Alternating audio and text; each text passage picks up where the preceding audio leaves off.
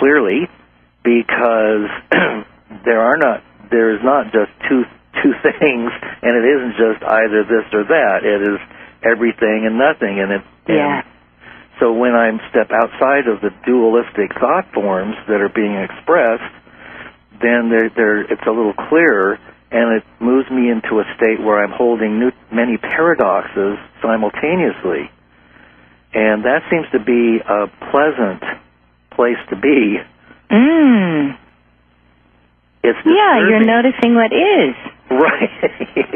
Right. And then I see people, with headphones and games and phones and texts, and I think, well, I guess that's what they need to do, and well, that could be their pleasure in the moment. Yeah. And, it's so much of those sorts of things, at least the games and everything, as they're instruments that allow certain friends to relax, to come out of their head, maybe. Right. So whatever gets a friend out of their head is actually kind of wise. Right. Right. And there can't be there needn't be any judgment about anything, because that brings our state of relaxation. It moves me out of it. It moves me out of my state of relaxation. Yeah. Yeah, and judgment is also a divine quality that's just under pressure. So the more we can liberate all these human qualities back into to help them see their true nature, then we can notice more relaxation. So in this body, there is no place to go, or nothing to do and nothing to achieve, and there is no enlightenment, and there are no others. Yeah. And yet there are.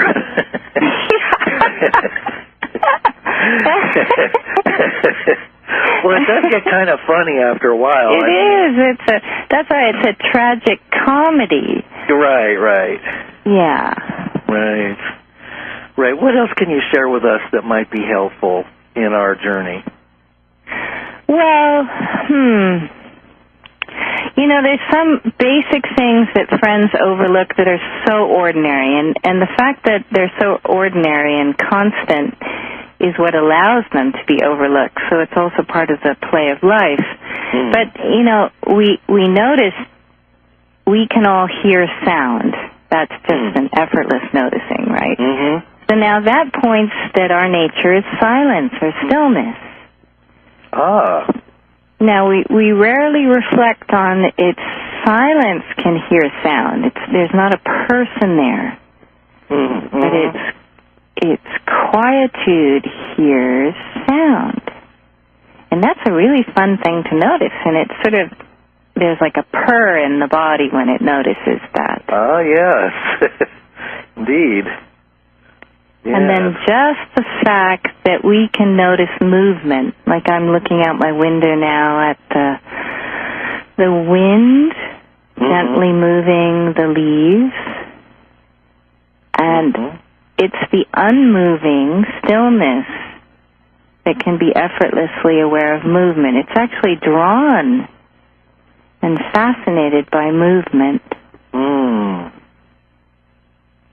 So that's confirmation that who we are is silence and still.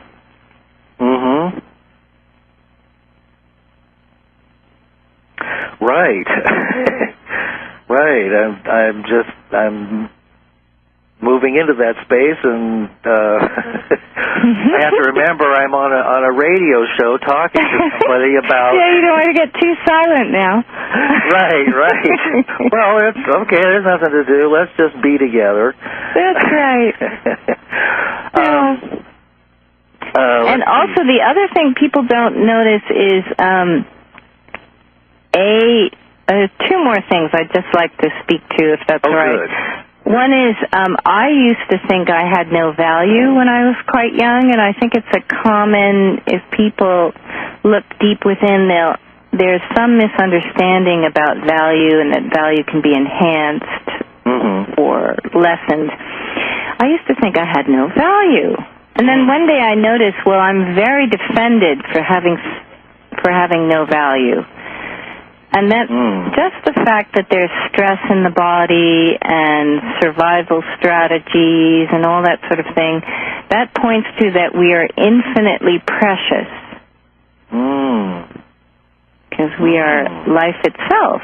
And life is very, very precious. So it's kind of nice to notice that. So then all those ideas about deficiency or worthlessness or worthiness can all come to rest. Everybody has equal value.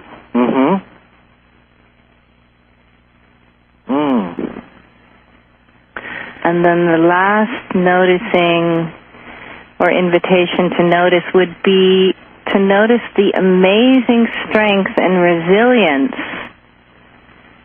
that's inherent in who we all are. Each one of us has had, millions of experiences, millions of thoughts have moved through, sensations, millions of emotions have colored the stillness. We've all encountered harshness and disrespect, and yet we're still here. We are still willing to be here, and for the most part, we enjoy being here.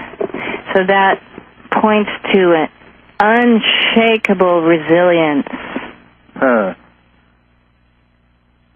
Wow.